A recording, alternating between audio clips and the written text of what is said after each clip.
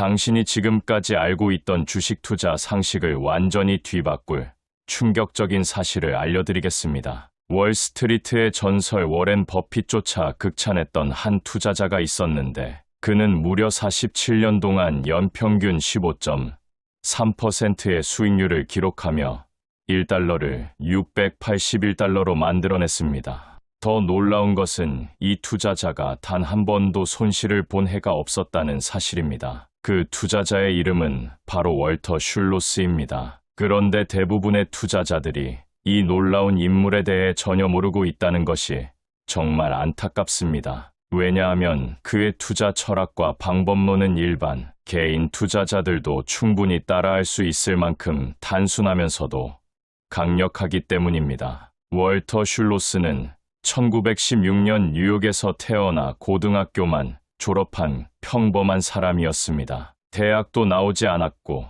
화려한 학벌이나 특별한 배경도 없었던 그가 어떻게 월스트리트 최고의 투자자 중 한 명이 될 수 있었을까요? 그 비밀은 바로 그만의 독특하면서도 체계적인 투자 원칙에 있었습니다. 슐로스의 투자법은 크게 4가지 핵심 원칙으로 구성되어 있습니다. 첫 번째는 안전마진을 확보하는 것입니다. 그는 기업의 순자 상가치보다 현저히 낮은 가격에 거래되는 주식만을 매수했습니다. 쉽게 말해서 1만 원짜리 물건을 5천 원에 사는 것과 같은 원리입니다. 이렇게 하면 설령 기업이 망하더라도 청산가치만으로도 손실을 최소화할 수 있습니다. 두 번째 원칙은 분산 투자입니다. 슐로스는 보통 100개 이상의 종목에 투자했습니다. 한국 투자자들이 흔히 하는 실수 중 하나가 몇 개 종목에만 집중 투자하는 것인데 이는 매우 위험한 전략입니다. 아무리 좋은 기업이라도 예상치 못한 악재로 주가가 폭락할 수 있기 때문입니다. 하지만 100개 종목에 분산 투자하면 몇 개 종목이 손실을 봐도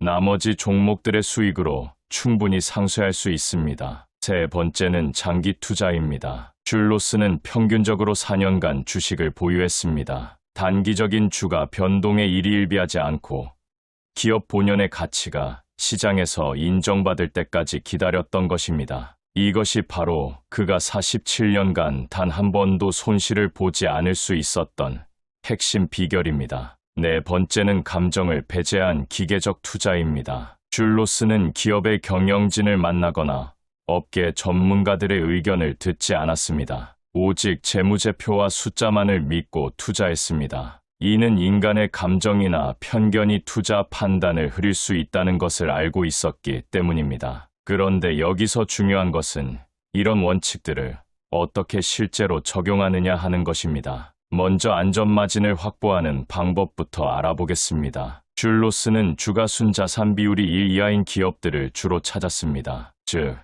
주가가 주당순 자산보다 낮은 기업들에 투자한 것입니다. 이런 기업들은 시장에서 저평가받고 있는 경우가 많아 향후 가치 재평가 가능성이 높습니다. 한국 주식시장에서도 이런 기업들을 찾을 수 있습니다. 특히 경기 침체기나 시장이 패닉 상태일 때 이런 기회들이 많이 나타납니다. 2008년 금융위기나 2020년 코로나19 사태 때처럼 시장이 극도로 비관적일 때가 바로 슐로스식 투자의 최적 타이밍입니다. 분산 투자를 실행하는 방법도 중요합니다. 슐로스는 한 종목에 전체 포트폴리오의 일정 수준 이상의 투자는 하지 않았습니다. 만약 투자 가능한 자금이 1억 원이라면 한 종목에 최대 300만 원만 투자하는 것입니다. 이렇게 하면 100개 종목 정도의 분산 투자할 수 있고 개별 종목의 리스크를 최소화할 수 있습니다. 하지만 여기서 많은 투자자들이 궁금해하는 것이 있습니다. 과연 100개 종목을 어떻게 관리할 수 있을까요?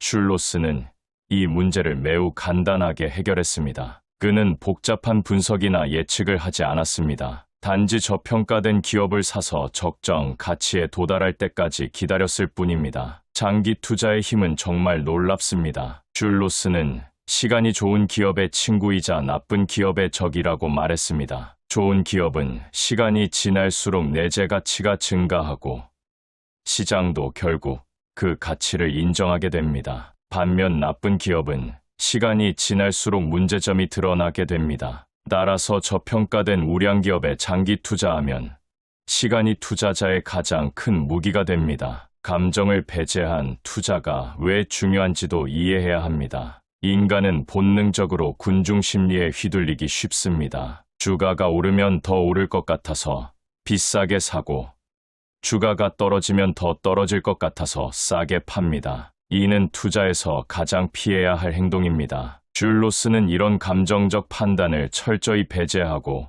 오직 숫자와 팩트만으로 투자했기 때문에 성공할 수 있었습니다. 그럼 구체적으로 어떤 지표들을 봐야 할까요? 슐로스가 가장 중요하게 본 지표는 바로 주가순 자산 비율입니다. 이 비율이 1 이하인 기업들을 우선적으로 검토했습니다. 또한 부채 비율도 중요하게 봤는데 부채가 과도하게 많은 기업은 아무리 저평가되어 있어도 투자하지 않았습니다. 수익성 지표로는 자기 자본이익률을 봤습니다. 비록 현재 주가가 저평가되어 있더라도 지속적으로 수익을 낼 수 있는 능력이 있는 기업인지 확인했던 것입니다. 또한 매출액과 이익의 추이도 살펴봤는데 급격한 하락세를 보이는 기업보다는 안정적이거나 점진적 성장을 보이는 기업을 선호했습니다. 현금 흐름도 중요한 판단 기준이었습니다. 아무리 장부상 이익이 좋아도 현금 흐름이 나쁜 기업은 언제든 위험에 처할 수 있기 때문입니다. 슐로스는 영업 현금 흐름이 꾸준히 플러스를 기록하는 기업들을 선호했습니다. 배당도 중요한 요소 중 하나였습니다. 비록 높은 배당률을 요구하지는 않았지만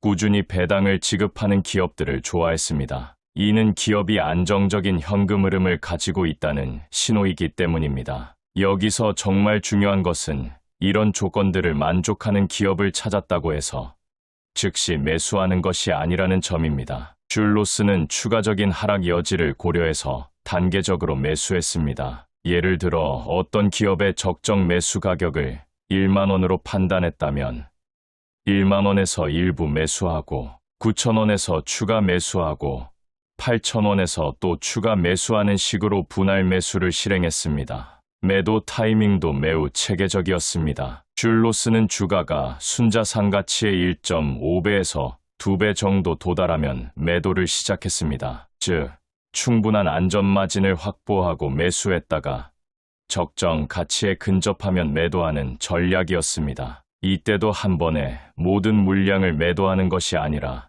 단계적으로 매도했습니다. 시장 타이밍에 대한 슐로스의 철학도 주목할 만합니다. 그는 시장을 예측하려고 하지 않았습니다. 대신 항상 좋은 기업을 싼 가격에 살 기회를 기다렸습니다. 시장이 폭락할 때를 기회로 여겼고 시장이 과열될 때는 신중했습니다. 하지만 시장 자체를 예측해서 투자하지는 않았습니다. 리밸런싱도 슐로스 투자법의 중요한 부분입니다. 그는 정기적으로 포트폴리오를 점검하고 비중을 조정했습니다. 어떤 종목이 목표가에 도달하면 매도하고 새로운 저평가 종목을 발굴해서 매수했습니다. 이런 식으로 포트폴리오를 지속적으로 최적화했던 것입니다. 세금 효율성도 고려했습니다. 가능한 한 1년 이상 보유해서 장기 투자, 세제 혜택을 받으려고 노력했습니다. 또한 손실이 난 종목과 이익이 난 종목을 적절히 매도해서 세금 부담을 최소화했습니다. 슐로스가 특히 주의했던 함정들도 알아두면 좋습니다. 첫째,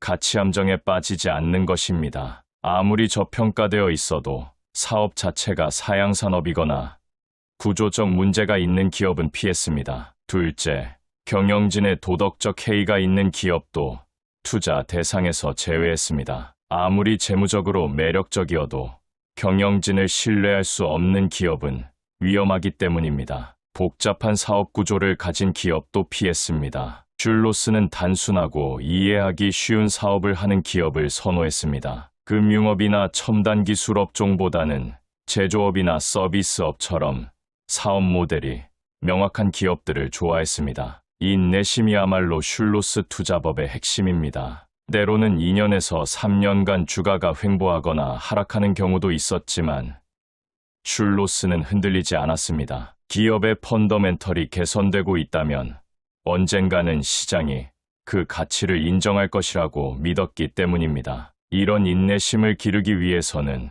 투자에 대한 올바른 마음가짐이 필요합니다. 주식 투자를 도박이나 투기로 생각하면 절대 성공할 수 없습니다. 대신 사업의 일부를 소유한다는 관점으로 접근해야 합니다. 좋은 사업을 싼 가격에 샀다면 시간이 지날수록 그 가치는 증가할 것이라는 확신을 가져야 합니다. 슐로스는 또한 지속적인 학습을 강조했습니다. 그는 매일 수백 개 기업의 재무제표를 검토했습니다. 이런 부지런함이 있었기 때문에 시장에서 놓치는 기회들을 포착할 수 있었습니다. 투자는 순간의 영감이 아니라 꾸준한 노력의 결과라는 것을 보여주는 대목입니다. 실수를 인정하고 빠르게 대응하는 것도 중요했습니다. 슐로스도 완벽하지 않았습니다. 때로는 잘못된 판단을 하기도 했고 예상과 다른 결과가 나오기도 했습니다. 하지만 그는 실수를 인정하고 빠르게 손절하는 것을 주저하지 않았습니다. 자존심 때문에 손실을 키우는 실수는 하지 않았던 것입니다. 기회 비용도 항상 고려했습니다. 어떤 종목을 보유하고 있을 때 더 좋은 기회가 나타나면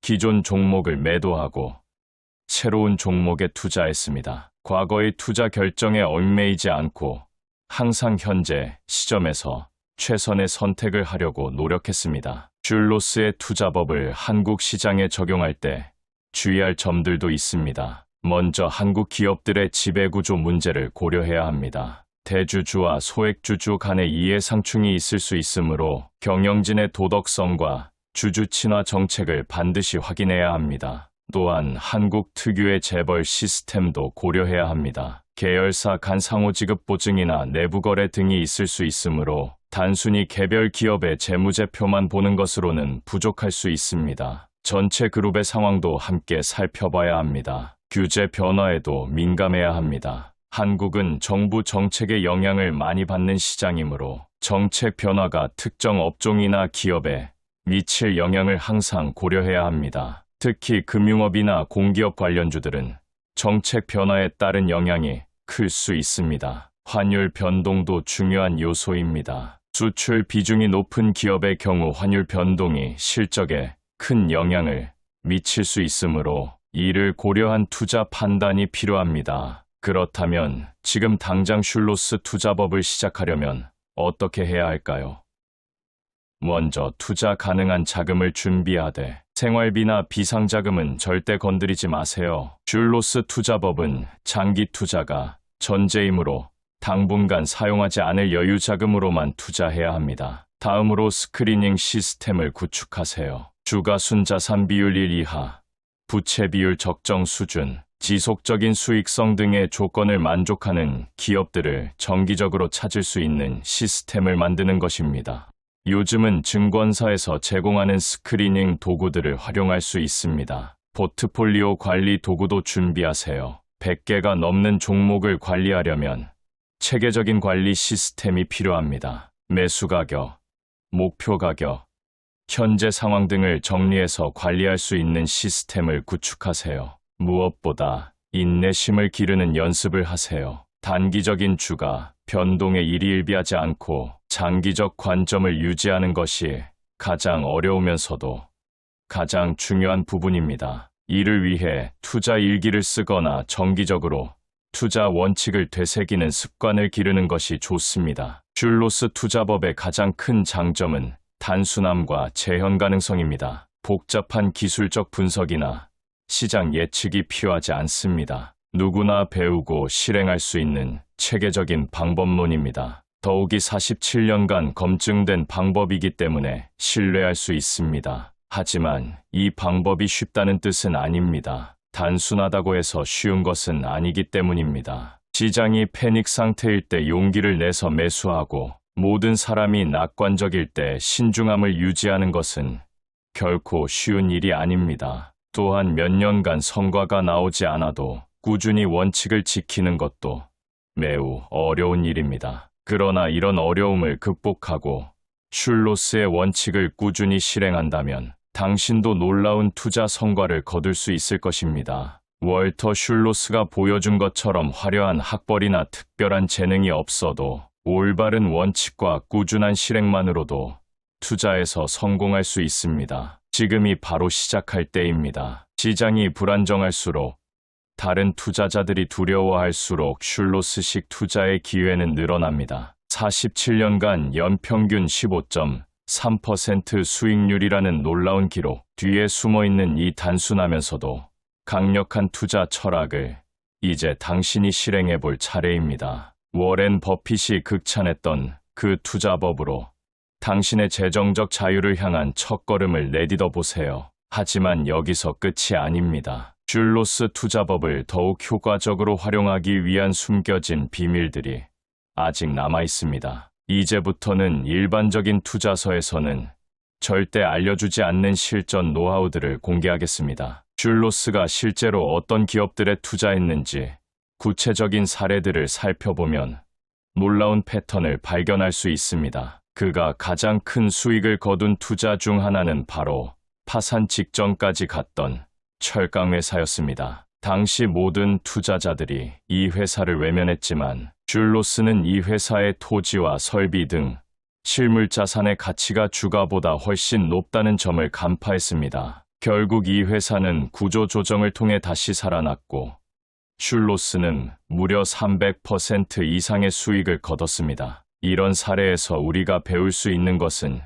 시장의 공포와 절망이야말로 진정한 기회라는 사실입니다. 대부분의 투자자들이 공포에 사로잡혀 있을 때 냉정하게 숫자를 분석하고 합리적인 판단을 내릴 수 있다면 그것이 바로 큰 수익의 원천이 됩니다. 또 다른 흥미로운 사례는 작은 지역은행에 대한 투자였습니다. 이 은행은 대형 은행들에 밀려 존재감이 거의 없었지만 슐로스는 이 은행이 보유한 부동산과 안정적인 예금 기반을 높이 평가했습니다. 몇 년 후 이 은행은 대형 금융회사에 인수되면서 슐로스에게 250%의 수익을 안겨주었습니다. 이처럼 슐로스는 화려하지 않더라도 견실한 자산을 보유한 기업들을 선호했습니다. 유행을 타지 않는 사업, 없어서는 안 될 필수품을 다루는 사업, 독점적 지위를 가진 사업들이 그의 주요 투자 대상이었습니다. 심리적 편향을 극복하는 것도 슐로스 투자법의 핵심입니다. 인간은 본능적으로 확증 편향에 빠지기 쉽습니다. 한번 어떤 기업이 좋다고 생각하면 그 기업에 대한 좋은 정보만 찾게 되고 나쁜 정보는 무시하게 됩니다. 슐로스는 이런 함정을 피하기 위해 항상 반대편 시각에서도 생각해 보려고 노력했습니다. 또한 매몰 비용의 오류에도 빠지지 않았습니다. 이미 투자한 돈이 아까워서 손실이 커져도 매도하지 못하는 경우가 많은데 슐로스는 과거의 투자 결정과 현재의 투자 판단을 완전히 분리해서 생각했습니다. 현재 시점에서 더 좋은 투자 기회가 있다면 망설이지 않고 기존 투자를 정리했습니다. 정보의 질과 출처에 대한 슐로스의 철학도 주목할 만합니다. 그는 언론이나 애널리스트들의 의견을 거의 참고하지 않았습니다. 대신 공시된 재무제표와 연차보고서만을 신뢰했습니다. 이는 2차 정보보다는 1차 정보가 더 정확하고 객관적이라고 믿었기 때문입니다. 시장의 비효율성을 활용하는 능력도 뛰어났습니다. 주식시장은 때로 비합리적으로 움직입니다. 좋은 뉴스에 과도하게 반응하기도 하고 나쁜 뉴스에 필요 이상으로 절망하기도 합니다. 슐로스는 이런 시장의 감정적 반응을 역이용했습니다. 시장이 과도하게 낙관적일 때는 신중했고 과도하게 비관적일 때는 적극적이었습니다. 계절성을 활용한 투자 타이밍도 흥미롭습니다. 슐로스는 연말연시나 여름휴가철처럼 거래량이 줄어드는 시기에 더 좋은 기회가 많다는 것을 발견했습니다. 기관 투자자들의 활동이 줄어들면서 일시적으로 비효율성이 증가하기 때문입니다. 리스크 관리에 있어서도 독특한 접근법을 사용했습니다. 일반적으로 투자자들은 수익률의 변동성으로 리스크를 측정하지만 슐로스는 원금 손실 가능성을 리스크로 정의했습니다. 따라서 주가가 아무리 변동성이 크더라도 안전마진이 충분하다면 위험하지 않다고 판단했습니다. 세금 최적화 전략도 놓치지 않았습니다. 손실이 난 종목은 연말에 매도해서 세금을 절약하고 이익이 난 종목은 장기 보유, 요건을 충족한 후에 매도했습니다. 이런 세심한 관리로 실질 수익률을 높일 수 있었습니다. 업종별 특성을 이해하는 것도 중요했습니다. 제조업은 경기 사이클의 영향을 많이 받으므로 경기 저점에서 매수하고 경기 정점에서 매도했습니다. 반면 유틸리티나 소비재 업종은 상대적으로 안정적이므로 장기 보유했습니다. 국제 분산 투자에 대한 슐로스의 관점도 참고할 만합니다. 그는 주로 미국 시장에 집중했지만 때로는 캐나다나 유럽 시장의 기회도 활용했습니다. 다만 해외 투자 시에는 환율 리스크와 정보 접근성을 항상 고려했습니다. 가족 기업에 대한 투자도 슐로스의 특징 중 하나였습니다. 창업주나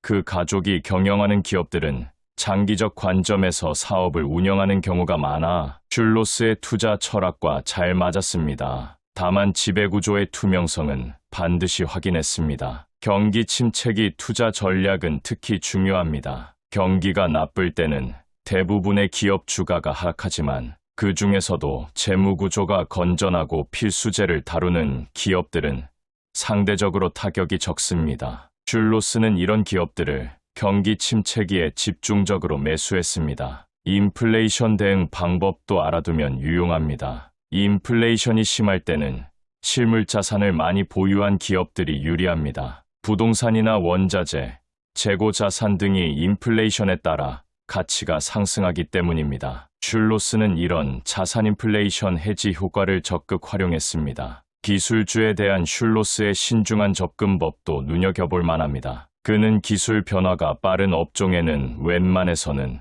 투자하지 않았습니다. 기술의 변화를 예측하기 어렵고 한번 뒤처지면 회복하기 힘들기 때문입니다. 대신 기술의 의존도가 낮은 전통적인 사업 모델을 선호했습니다. 후계자 양성에 대한 슐로스의 철학도 인상적입니다. 그는 자신의 아들에게 투자법을 전수했는데 단순히 기법만 가르친 것이 아니라 투자에 대한 올바른 태도와 철학을 먼저 가르쳤습니다. 욕심을 부리지 않는 것, 겸손한 자세를 유지하는 것, 지속적으로 학습하는 것 등이 기술적인 방법론보다 더 중요하다고 강조했습니다. 실패 사례에서 배우는 자세도 중요했습니다. 슐로스도 모든 투자가 성공한 것은 아니었습니다. 때로는 잘못된 판단으로 손실을 보기도 했습니다. 하지만 그는 실패를 통해 배우려는 자세를 잃지 않았습니다. 왜 실패했는지 분석하고 같은 실수를 반복하지 않기 위한 방법을 찾았습니다. 네트워킹과 정보 수집에 있어서는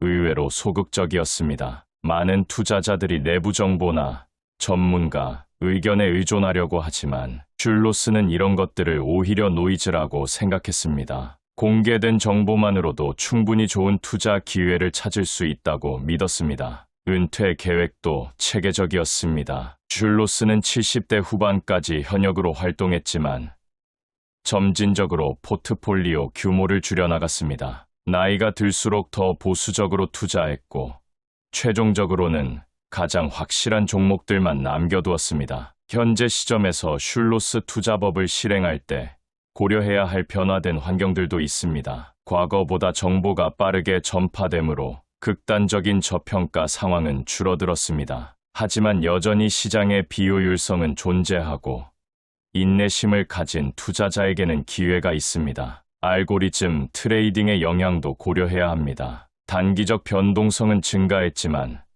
장기적 관점에서는 여전히 기업의 펀더멘털이 주가를 결정합니다. 오히려 단기적 노이즈가 증가한 만큼 장기 투자자에게는 더 좋은 기회가 될 수 있습니다. ESG 투자의 부상도 새로운 고려사항입니다. 환경, 사회, 지배구조 요인들이 기업 가치에 미치는 영향이 커지고 있습니다. 슐로스 투자법을 현대적으로 해석한다면 이런 요소들도 리스크 평가에 포함시켜야 합니다. 마지막으로 가장 중요한 것은 꾸준함입니다. 슐로스 투자법은 하루아침에 부자가 되는 방법이 아닙니다. 하지만 올바른 원칙을 가지고 꾸준히 실행한다면 시간이 지날수록 그 위력을 발휘합니다. 복리의 마법과 시간의 힘이 여러분의 자산을 기하급수적으로 증가시킬 것입니다. 월터 슐로스가 보여준 47년간의 여정이 바로 그 증거입니다. 지금 이 순간 당신의 주식 계좌는 플러스입니까? 마이너스입니까? 만약 마이너스하면, 그리고 매번 똑같은 실수를 반복하고 있다면 이 영상을 끝까지 꼭 보셔야 합니다. 왜냐하면 지금부터 공개할 내용은 월스트리트 최고의 가치투자 거장 크리스토퍼 브라운이 평생에 걸쳐 완성한 비밀 투자 전략이기 때문입니다. 대부분의 개인 투자자들이 주식시장에서 돈을 잃는 이유를 아십니까?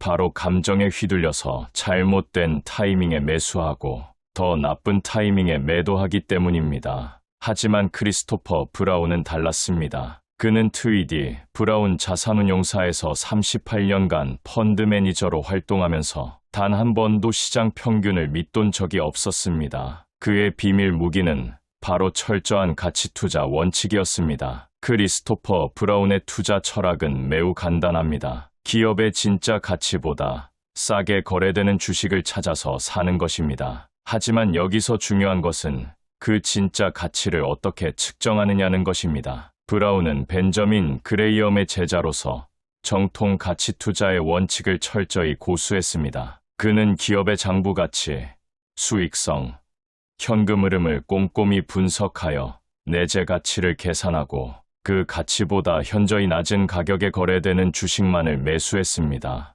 당신도 이런 경험이 있을 것입니다. 주식을 사자마자 떨어지고 팔자마자 오르는 그 황당한 경험 말입니다. 저도 주식 투자를 시작했을 때 똑같은 실수를 반복했습니다. 뉴스를 보고 급하게 사고, 공포에 질려 급하게 팔고, 그러면서 계속 손실만 늘어났습니다. 하지만 크리스토퍼 브라운의 투자법을 알게 된 후 완전히 달라졌습니다. 이제는 시장이 폭락해도 오히려 기쁩니다. 왜냐하면 좋은 기업을 더 싸게 살 수 있는 기회가 왔기 때문입니다. 브라운의 첫 번째 원칙은 절대 시장 타이밍을 맞추려 하지 말라는 것입니다. 많은 투자자들이 언제 사고 언제 팔지 고민하느라 밤잠을 설치지만 진짜 가치 투자자는 다릅니다. 좋은 기업을 싼 가격에 사서 오래 보유하는 것.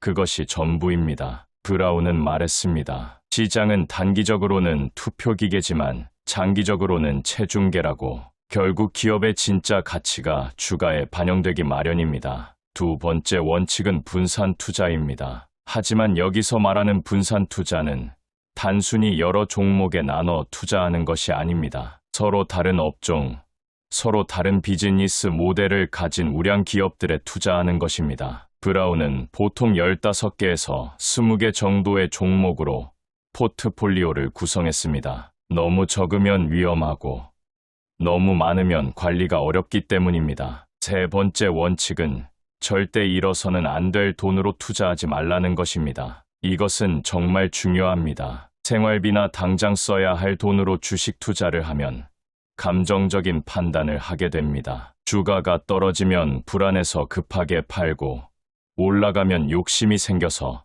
더 사게 됩니다. 하지만 여유 자금으로 투자하면 마음이 편해집니다. 주가 변동에 일희일비하지 않고 냉정한 판단을 할 수 있습니다. 그렇다면 구체적으로 어떤 주식을 사야 할까요?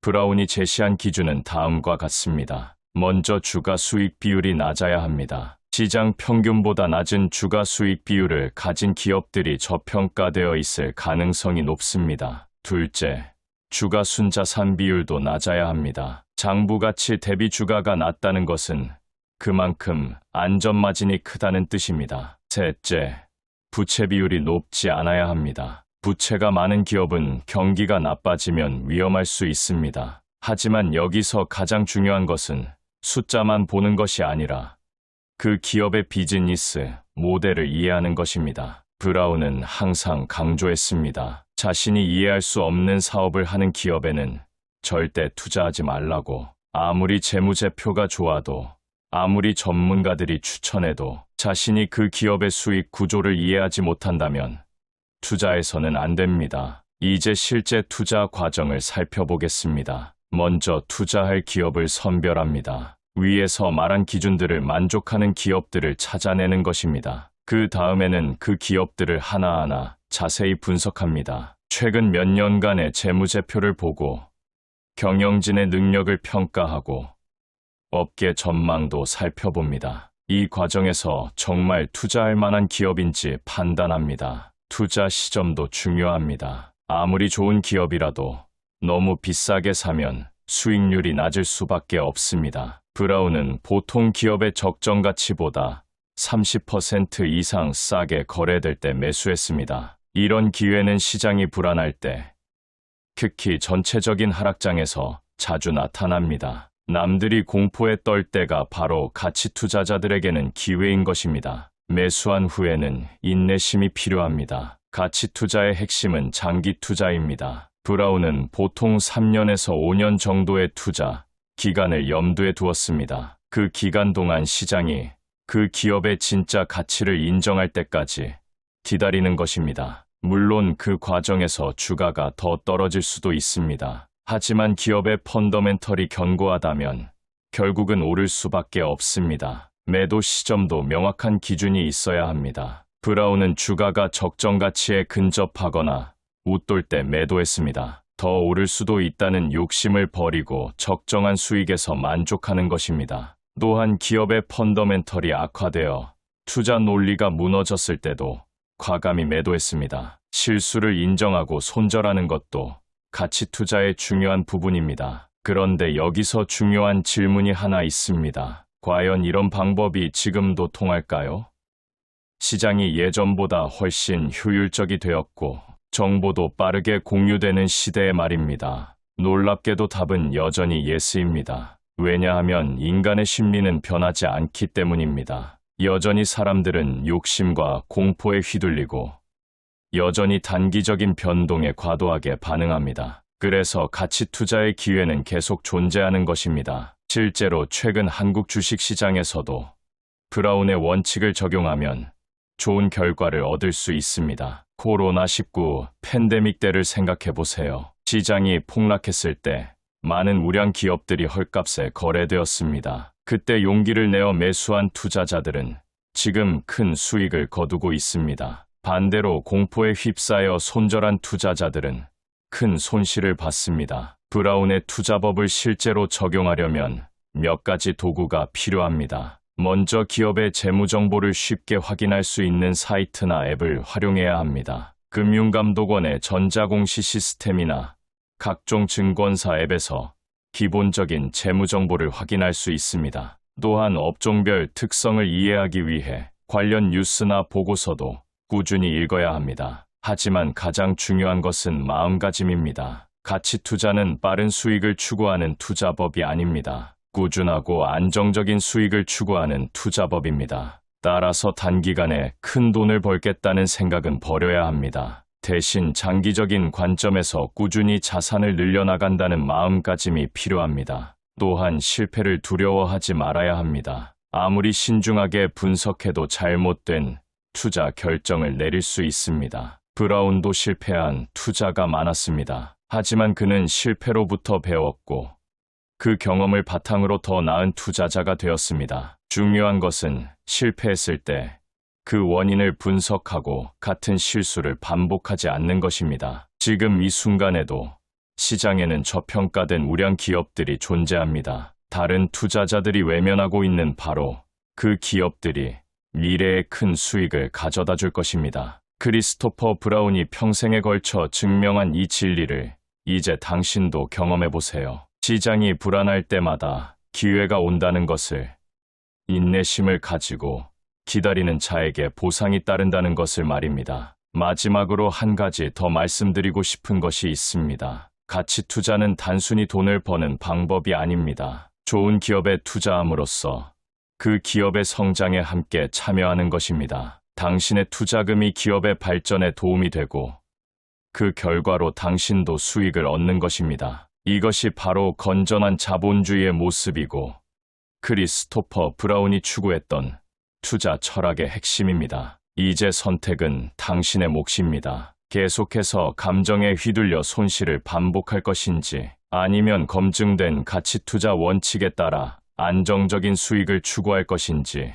크리스토퍼 브라운의 투자법은 이미 수십 년에 걸쳐 그 효과가 입증되었습니다. 이제 당신도 그 대열에 합류할 시간입니다. 그런데 여기서 한 가지 더 알아야 할 중요한 사실이 있습니다. 브라운이 가장 강조했던 것은 바로 안전마진의 개념입니다. 많은 투자자들이 이 개념을 간과하고 있는데 사실 이것이야말로 가치 투자의 핵심 중의 핵심입니다. 안전마진이란 기업의 내재 가치와 주가 사이의 차이를 의미합니다. 예를 들어 어떤 기업의 내재 가치가 주당 10만 원인데 현재 주가가 7만 원이라면 3만 원이 바로 안전마진인 것입니다. 이 안전마진이 왜 그렇게 중요할까요? 바로 우리의 분석이 틀릴 가능성에 대비하기 위해서입니다. 아무리 철저하게 분석해도 완벽할 수는 없습니다. 예상보다 실적이 나쁠 수도 있고 업계 환경이 급변할 수도 있습니다. 하지만 충분한 안전마진을 확보한 상태에서 투자했다면 이런 리스크들을 상당 부분 흡수할 수 있습니다. 브라운은 최소 30%, 가능하면 50% 이상의 안전마진을 확보했을 때만 투자했습니다. 그렇다면 어떻게 기업의 내재 가치를 정확히 계산할 수 있을까요? 브라운이 사용한 방법은 크게 세 가지였습니다. 첫 번째는 자산가치 접근법입니다. 기업이 보유한 유형자산과 무형자산의 가치를 평가하는 방법입니다. 특히 부동산이나 주식 등 시장에서 쉽게 현금화할 수 있는 자산들의 가치를 중시했습니다. 두 번째는 수익가치 접근법입니다. 기업이 미래에 창출할 수익을 현재 가치로 환산하는 방법입니다. 마지막으로 청산가치 접근법이 있습니다. 기업을 해체했을 때 주주들이 받을 수 있는 몫을 계산하는 방법입니다. 여기서 놓치기 쉬운 부분이 하나 있습니다. 바로 숨겨진 자산들입니다. 재무제표에는 장부가로 기록되어 있지만 실제로는 훨씬 더 가치가 있는 자산들 말입니다. 예를 들어 수십 년 전에 취득한 부동산은 장부가보다 시가가 훨씬 높을 수 있습니다. 또한 브랜드 가치나 특허권 같은 무형 자산들도 재무제표에 제대로 반영되지 않는 경우가 많습니다. 브라운은 이런 숨겨진 보석들을 찾아내는 데 탁월했습니다. 그런데 투자를 실행할 때 또 하나 중요한 것이 있습니다. 바로 포지션 사이징입니다. 즉, 각 종목에 얼마씩 투자할 것인가의 문제입니다. 브라운은 보통 가장 확신하는 종목에 포트폴리오의 8%에서 12%까지 투자했습니다. 절대 한 종목에 전 재산을 걸지 않았습니다. 아무리 확신한다 해도 예상치 못한 일이 일어날 수 있기 때문입니다. 반대로 너무 적게 투자해서도 안 됩니다. 좋은 기회를 놓치게 되기 때문입니다. 투자 타이밍에 대해서도 더 자세히 알아보겠습니다. 브라운은 시장 전체가 과열되었을 때는 현금 비중을 늘렸습니다. 좋은 기업들조차 비싸게 거래되면 매수를 자제했던 것입니다. 대신 시장이 침체되었을 때 적극적으로 매수에 나섰습니다. 이것이 바로 역발상 투자의 핵심입니다. 남들이 사고 싶어 할 때는 팔고, 남들이 팔고 싶어 할 때는 사는 것입니다. 하지만 여기서 주의할 점이 있습니다. 단순히 주가가 많이 떨어졌다고 해서 무조건 싼 것은 아닙니다. 떨어질 만한 이유가 있을 수 있기 때문입니다. 따라서 주가 하락의 원인이 일시적인 것인지 아니면 구조적인 문제인지를 구분해야 합니다. 예를 들어 전체 시장의 하락에 휩쓸려 떨어진 것이라면 좋은 기회일 수 있습니다. 하지만 그 기업만의 고유한 문제로 떨어진 것이라면 신중해야 합니다. 브라운이 특히 선호했던 투자 대상은 바로 스핀오프 기업들이었습니다. 스핀오프란 모회사에서 자회사를 분리 독립시키는 것을 말합니다. 이런 경우 기존 주주들이 새로 독립한 회사의 주식을 받게 되는데 많은 투자자들이 이 주식들을 잘 모르고 무작정 매도하는 경우가 많습니다. 바로 이때가 가치 투자자들에게는 절호의 기회입니다. 좋은 사업을 하는 회사를 싸게 살 수 있기 때문입니다. 또한 브라운은 경영진의 지분율도 중요하게 봤습니다. 경영진이 자신의 돈을 회사에 투자했다는 것은 그만큼 회사의 미래를 확신한다는 뜻이기 때문입니다. 반대로 경영진이 자사주를 계속 매도한다면 주의해야 할 신호입니다. 회사의 사정을 가장 잘 아는 사람들이 주식을 팔고 있다는 것은 뭔가 문제가 있을 수 있다는 뜻이기 때문입니다. 배당 정책도 중요한 고려 사항입니다. 브라운은 안정적으로 배당을 지급하는 기업들을 선호했습니다. 배당을 꾸준히 지급한다는 것은 그만큼 현금 창출 능력이 뛰어나다는 증거이기 때문입니다. 또한 배당은 주주에게 즉시 현금을 돌려주는 것이므로 투자 수익률을 높이는 데 도움이 됩니다. 하지만 여기서 주의할 점은 배당 수익률만 보고 투자해서는 안 된다는 것입니다. 배당 수익률이 지나치게 높다면 오히려 회사에 문제가 있을 수 있습니다. 리스크 관리도 빼놓을 수 없는 부분입니다. 브라운은 절대 빌린 돈으로 투자하지 않았습니다. 마진 거래나 신용 거래는 수익을 확대시킬 수 있지만 그만큼 위험도 커지기 때문입니다. 가치 투자는 안전을 추구하는 투자법이므로 불필요한 위험을 감수할 이유가 없습니다. 또한 한 업종에만 집중 투자하지도 않았습니다. 아무리 전망이 좋은 업종이라도 예상치 못한 변화가 일어날 수 있기 때문입니다. 세금 문제도 고려해야 합니다. 브라운은 가능한 한 장기 보유를 통해 세금 부담을 줄이려고 했습니다. 단기 매매 차익에 대한 세율은 장기 보유 차익에 대한 세율보다 높기 때문입니다. 또한 세금을 고려한 매도 시점을 선택하기도 했습니다. 예를 들어 연말에 손실이 난 종목을 매도해서 세금을 절약하는 것입니다. 심리적인 측면도 무시할 수 없습니다. 가치 투자는 외로운 투자법입니다. 남들이 열광할 때 냉정을 유지해야 하고 남들이 절망할 때 용기를 내야 합니다. 이것은 결코 쉬운 일이 아닙니다. 브라운도 처음에는 힘들어했다고 합니다. 하지만 시간이 지나면서 자신만의 투자 철학을 확고히 하게 되었고 시장의 소음에 흔들리지 않게 되었습니다. 정보 수집도 중요합니다. 브라운은 기업의 연차 보고서를 꼼꼼히 읽었습니다. 특히 경영진이 직접 쓴 주주서안을 중시했습니다. 여기에는 기업의 전략과 경영진의 철학이 잘 드러나기 때문입니다. 또한 업계 전문지와 학술 논문도 참고했습니다. 다양한 관점에서 정보를 수집해야 올바른 판단을 할 수 있기 때문입니다. 브라운의 투자법을 현재 한국 시장에 적용할 때 주의할 점들도 있습니다. 첫째, 지배구조 문제입니다. 일부 한국 기업들은 소액주주의 권익이 제대로 보호되지 않는 경우가 있습니다. 따라서 투자하기 전에 지배구조를 꼼꼼히 살펴봐야 합니다. 둘째, 회계 투명성 문제입니다. 재무제표가 실제 현실을 제대로 반영하고 있는지 확인해야 합니다. 마지막으로 브라운이 남긴 가장 중요한 교훈을 말씀드리겠습니다. 그것은 바로 겸손함입니다. 시장은 항상 우리보다 똑똑합니다. 우리가 아무리 분석해도 놓치는 부분이 있을 수 있습니다. 따라서 항상 겸손한 마음으로 시장을 대해야 합니다. 실수했을 때는 빨리 인정하고 교정해야 합니다. 이것이 바로 성공하는 투자자의 자세입니다. 지금 당신 앞에는 두 개의 길이 있습니다. 하나는 계속해서 감정에 휘둘려 투자하는 길이고 다른 하나는 브라운의 검증된 원칙에 따라 체계적으로 투자하는 길입니다. 선택은 당신의 몫이지만 어떤 길이 더 현명한 선택인지는 이미 역사가 증명해 주었습니다. 지금 이 순간부터 당신도 진정한 가치 투자자의 길을 걸어보세요.